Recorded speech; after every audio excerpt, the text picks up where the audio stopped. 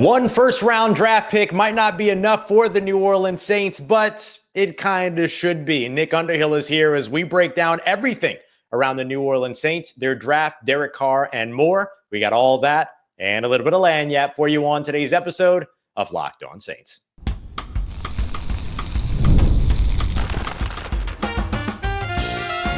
You are Locked On Saints, your daily New Orleans Saints podcast. Part of the Locked On Podcast Network, your team every day. What is good, Who Dat Nation and Who Dat family? I am your host, your friend, Ross Jackson, New Orleans native, your New Orleans Saints expert and credentialed member of the media covering those New Orleans Saints as a Saints beat writer over at LouisianaSports.net and Saints analyst with WWL TV. And on today's episode of Locked On Saints, Nick Underhill of NewOrleans.Football is here, and we're going to break down everything that you need to know around your New Orleans Saints and this upcoming NFL draft that kicks off tomorrow. We're going to dive into what a new quarterback means for the New Orleans Saints 2025 and Kellen Moore, why no matter what, it feels like it's curtains for the Derek Carr era, and why the New Orleans Saints should be okay with a first round pick, but might not necessarily feel the same way we do. We're breaking it all down on today's episode. We appreciate you very much, as always, for making us your first listen and being an everydayer here on the show, which is a proud part of the Locked On Podcast Network, your team every day. Today's episode brought to you by friends over at FanDuel. Right now, you can get $250 in bonus bets by just winning your first $5 bet. As we get started with the conversation here, Nick and I are going to take a look first at what's going to go on with the New Orleans Saints at number 9. But why number 9 doesn't feel like it's going to be just enough for the New Orleans Saints, even though we both kind of feel like it should. I hope it is. I mean, I want them just to make one, because if they're making 2, that means they're trading an asset from somewhere else. I guess maybe if you could get into like that 20 range by trading like a third and maybe doing a late round pick swap, I'd be okay with that. The one thing I do not want to see them do under no circumstance is trade a pick from 2026, because if you're trying to get from 40 back into the second round and you're trading a future pick, that could be pick 33. It could be pick 34, right, which is basically a first rounder. And I personally don't have the conviction on anyone. That'd be for a quarterback, right? Like they aren't making a trade up for anything else. I don't have the conviction for something else. Like I don't have a conviction for any of these quarterbacks. So I don't want to see it. So I hope it's one first round pick, but will it be enough for them? I'm going to say no. I don't think it is going to be enough for them. Yeah, I'm kind of on the same boat with you there, that I don't think it's enough for them, but it's certainly enough for me. Like, just take the one, let the draft come to you, as they like to talk about sometimes, that pick 40, and especially in this situation. And if you look at what it is that the Baltimore Ravens did back in 2018, to move up to 32, they moved up up 2018. You're bringing up 2018. I have to for Lamar, right? Like that was the year. No, but but like in that one, like you saw, it was a second round pick, which was 52. So a good year. You're asking Philly to drop 20 spots. They gave up the next year's second round pick, and then they did like a late round pick swap in like the 4th round or something like that.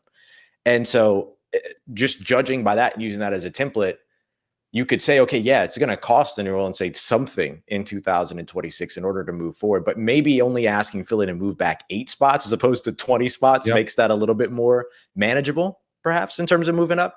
Yeah, they're a good target too. They have the trade history there. I think the Kellen Moore thing probably helps a little bit too with those conversations. How he's always looking to move back. I could see it there. And that is a spot where you definitely need to get to at least 32. The question is there competition? Because now you got the Giants and Cleveland probably trying to jump each other for their guy. The kind of word around, and I mean, there's so many rumors right now, but the big rumor that seems to be what everyone believes is going to happen is that the Giants are going to take Milroe at that spot at the top of the second round. So if they do that, I don't think that's competition for the Saints. I don't think that he's one of their targets. I think the target is Shough or bust really at this point. And if they're moving up, so that might help a little bit, but yeah, I mean, that's definitely where you got to get. And that trade wouldn't bother me. It's just, if you're telling me a 2026 second round pick is somehow involved in this deal, 32 might be the sweet spot for it. I was kind of looking at 20 because of the Sean Payton thing, getting ahead of the Steelers. But we'll see. There's weird whispers that maybe that meeting with Shedeur didn't go as well as people think too. So maybe he's not the target there. Yeah, I don't know that he is. I'm with you on Shough. I guess Jackson Dart's probably in there too, at least in conversation. But I feel like I don't know. It just kind of feels like Shough is kind of the target at this point. The other spot that feels like it makes sense for the Saints to potentially move up is 24 with the Minnesota Vikings. They don't have a lot of draft capital, and there's a lot of trade history there between those two. Remember, the Saints, I think we can say infamously now, right? Traded their entire day 3 to Minnesota to get up for Adam Troutman and all that kind of stuff and everything. It's like there's that kind of trade. I'm just bringing up all the bad trade years. That's what I'm doing. Well, that's what they need to not do, though. Like they need to avoid. Yeah. Yeah. I mean, I think it's a huge issue. I mean, obviously, missing in the first round has been such a massive thing for this team. Missing in the second round has been a big issue. But I think that lack of picks in the back half of the draft is a massive problem. And I think when you look at last year, you look at the depth and all that stuff. I think just not having good picks. When is the last time they hit on a day 3 pick? It was probably Caden Ellis. Yeah. I can't think of it like Tommy and Stevens. He really only hit for like, right. He only hit for, half a year, and then he was out of the building by the time that he actually hit. Yeah, that volume matters. Like, I think it really matters. It's the top of the draft is killing them as far as the top end talent. But when you play the cap, how they play it, like you got to have cheap depth. And I think it's just such a big issue for this team. Where do you see them going, but what do you want them to do? And are those the same things or different things? Yeah. For me, I think that they might be different things. I think for me, like the thing that I'm looking for is adding some juice to that offense. And that's a skill position player. When we were at the annual meetings in Palm Beach, and we were talking with Kellen, one of the things that I asked him was like, how do you kind of balance positional value versus need and everything? And one of the things that he talked about was that like positional value isn't something he necessarily really leans in on. It's, he doesn't really look at it as like tight end, running back, wide receiver, slot, out wide, whatever. He looks at the skill position players and tries to find a player that can have an immediate impact amongst that group. And I didn't really, I don't know. I don't feel like I asked that question in a way, Nick, that made it sound like I was specifically talking about the offense or specifically talking about skill position players. He kind of took it in that direction.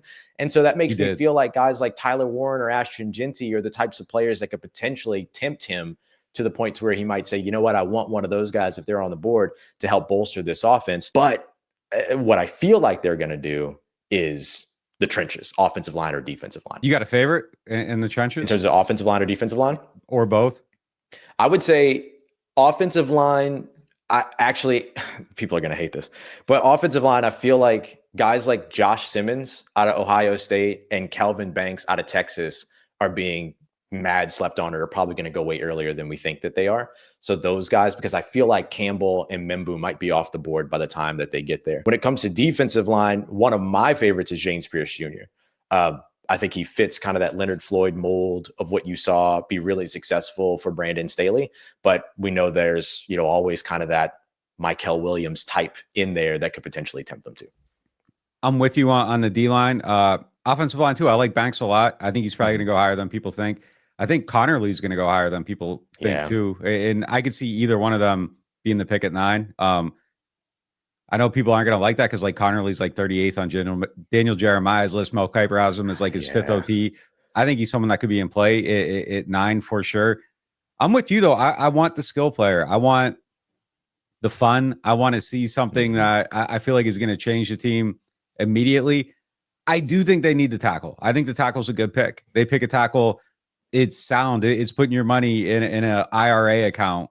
But sometimes you just want to go IRA, baby. Yeah, like sometimes you just want to go buy the PS5, and I want to see them get the toy. I want to see them do something fun with their draft capital. But I think it's probably going to be trenches.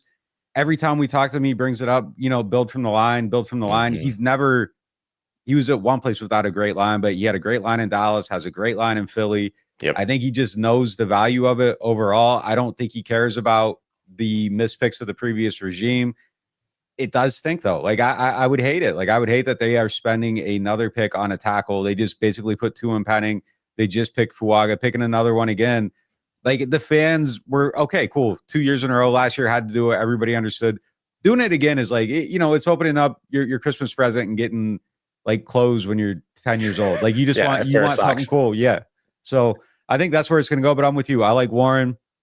I like Jeanty. I like Higgins at 40. Like, those are the guys that I really, really like in this draft. But I have a sinking feeling that none of them are going to end up. We got more with Nick coming up. He and I are going to dive into what we think the future holds for Derek Carr and Spencer Rattler. Let's just say for one of those guys, it feels like the writing's already on the wall, no matter what the New Orleans Saints do in this year's draft. We got that coming up for you next as we continue on with today's episode of Locked On Saints, part of Locked On Podcast Network, your team every day.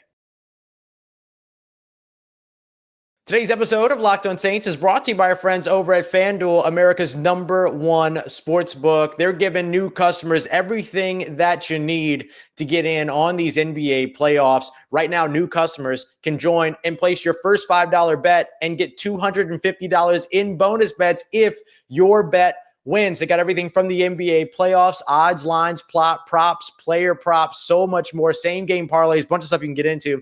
And they also have odds for the #9 overall selection, which the New Orleans Saints currently hold in this year's NFL draft. Previous odds-on favorite Shedeur Sanders is now the second name behind Mykel Williams, the Georgia defensive end.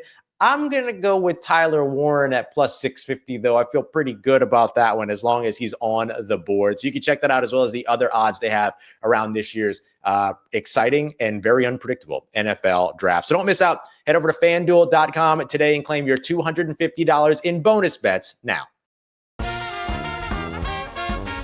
All right, family, without a doubt, it feels like no matter what it is that the New Orleans Saints do in this year's 2025 NFL draft, quarterback or no quarterback in this year's class, that the time feels like it's up when it comes to the Derek Carr era. And so now I would like to kind of dive into what that means for Carr, what it means for the Saints, and what it means for Spencer Rattler here with Nick. But first, Nick and I are going to take a second to celebrate over this momentous occasion. I did get to go on via speakerphone, even though I big timed you twice and you went to voicemail on me. Or you went to voicemail for me and everything like that over on your show. But I just wanted to make sure I acknowledge the momentous occasion here with us both on camera at the same time. Yeah, I mean, we should put a clip in here. Like Field Yates, I called him like half a ring picks up. I don't even think it rang when I called Ian. He was just like on the phone. I was like, all right. And then like Ross, hey man, we got the big timer here, but that's how we do it down here. But yeah, man, this is awesome. I mean, I think you're one of the best at what you do, obviously.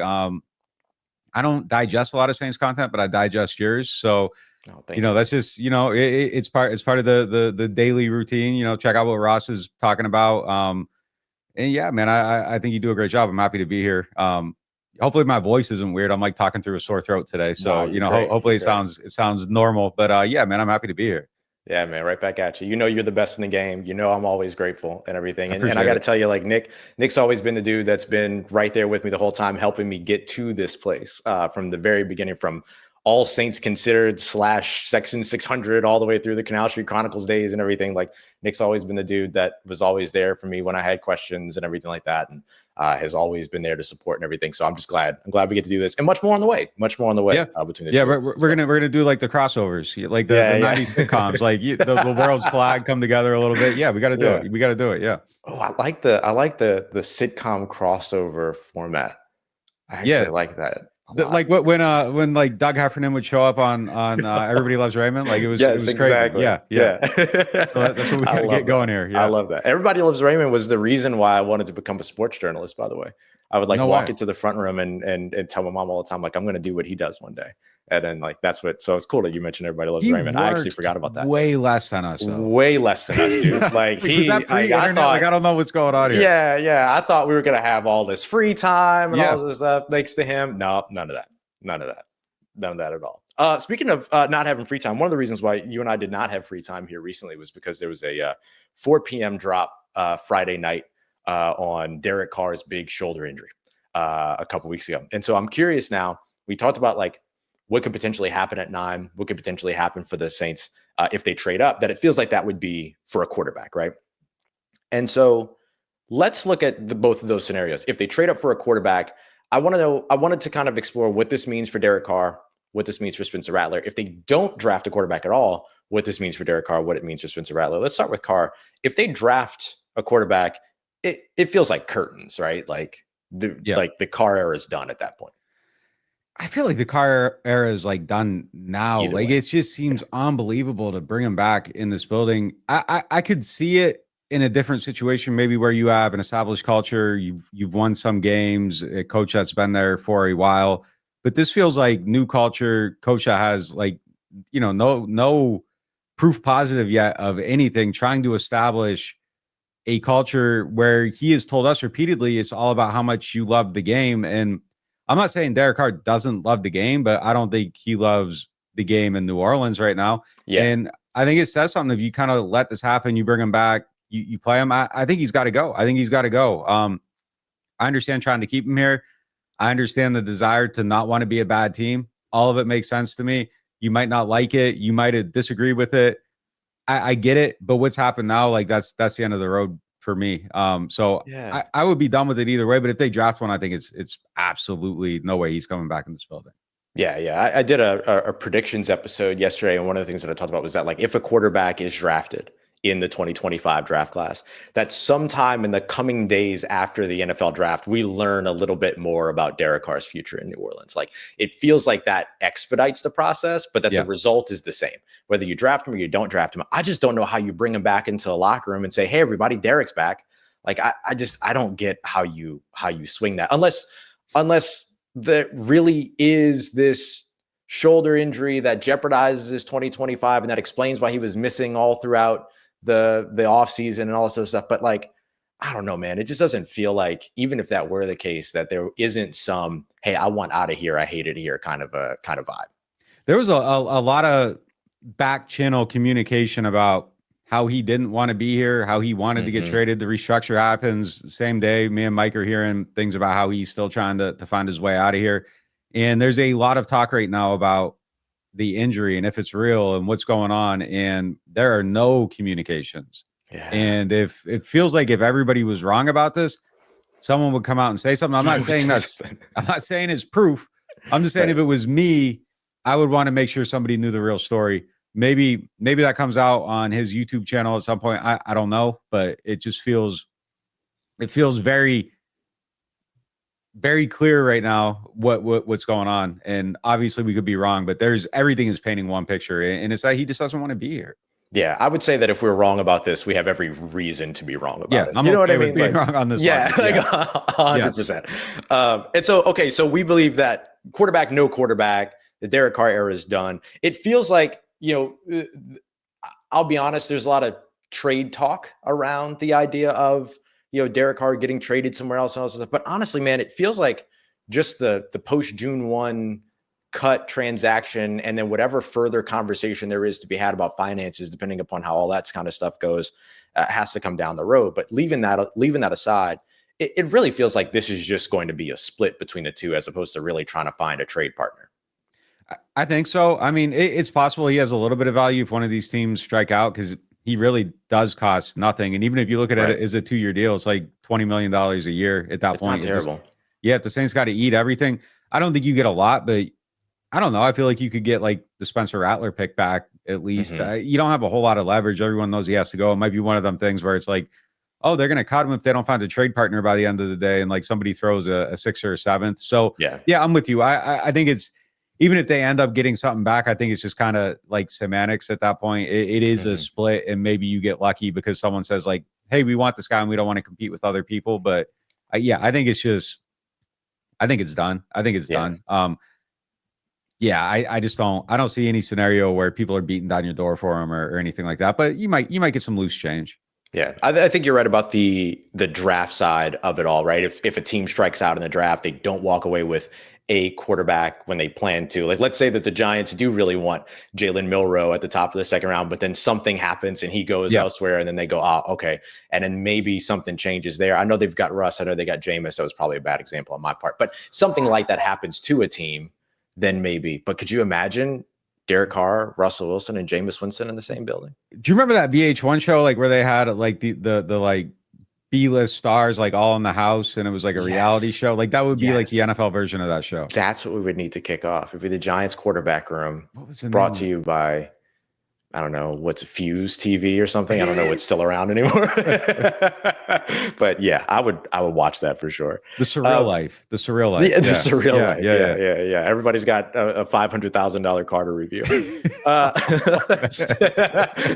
Let's take a look at the Spencer Rattler side of this, right? We know if no quarterback is drafted, then Spencer Rattler is in line to be the guy in 2025, unless there's some other veteran that becomes available or something like that. But barring anything unforeseen, it would be Spencer Rattler in 2025.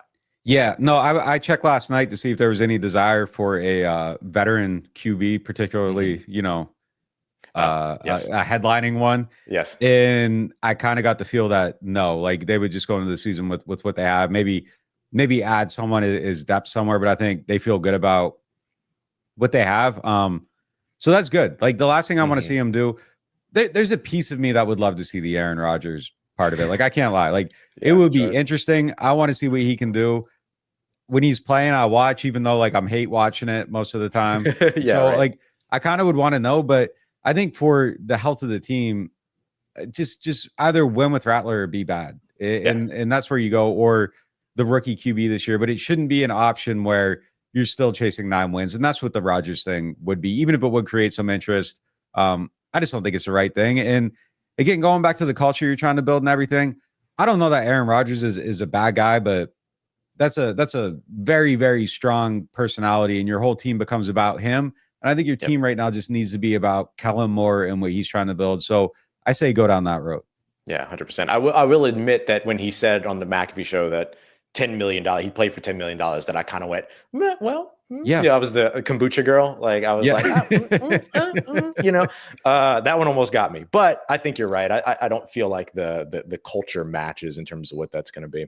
But if the Saints do draft a quarterback, then obviously there's at least competition there for Spencer Rattler. It feels like that all comes down to where that quarterback is drafted. If they trade up for him in round 1, that's probably your starter. If they draft somebody later, then there's competition, right? Absolutely. Yeah. I think if you make the Shough move, like Shough's your quarterback, and that's the guy that's handpicked by your coach, and you're going forward with him. I do still want to see the Rattler thing, though. Like I kind of hope they miss out on the quarterback, just because I want to see it. I don't know if I have belief or not, but I have curiosity, and I don't know. Like, is there 2 halves that he can play in a game? Like I feel like he should be able to at some point.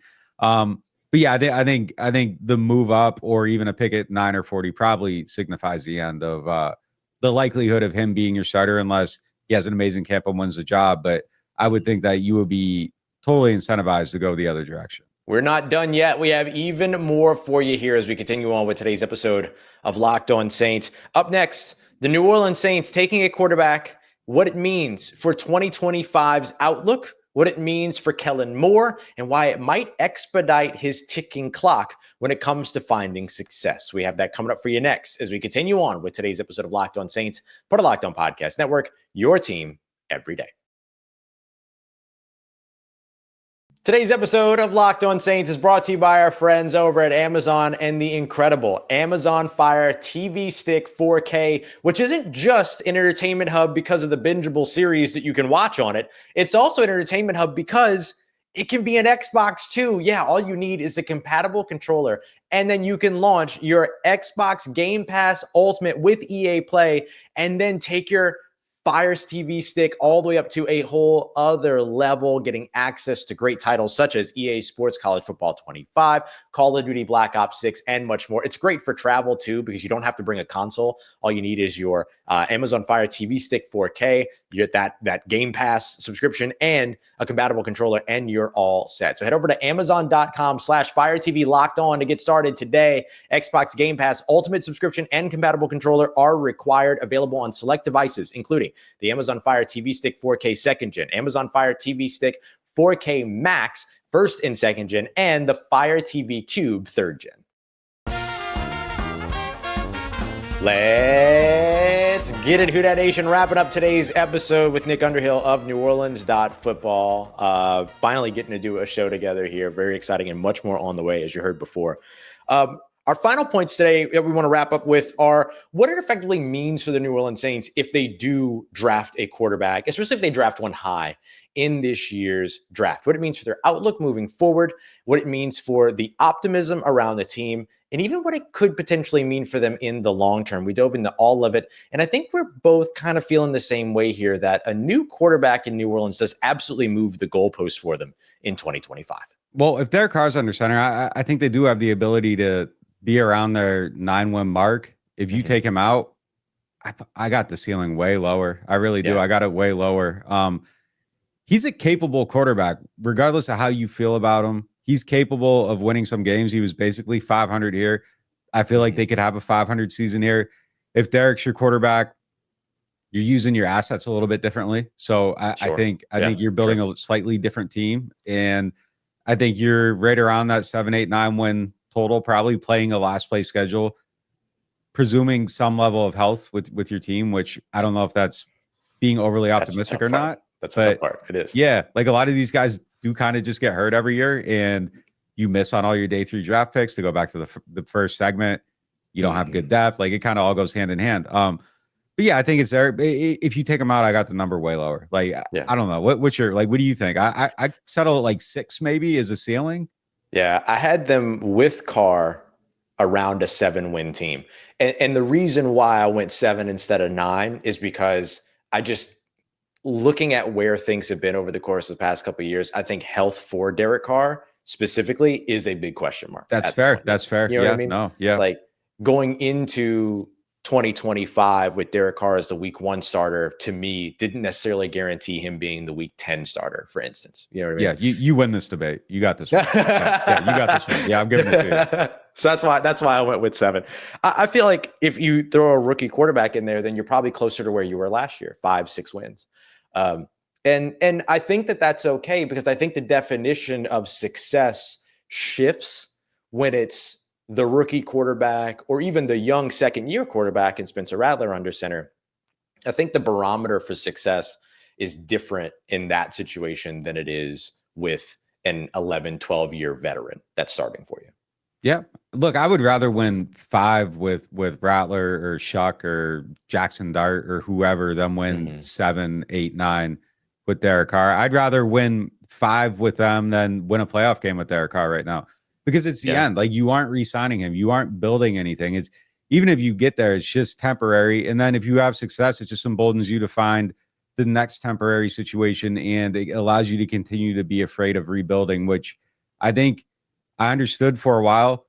Someone brought this up on our website, and I had never really considered the effect of it, and I thought it was a great point.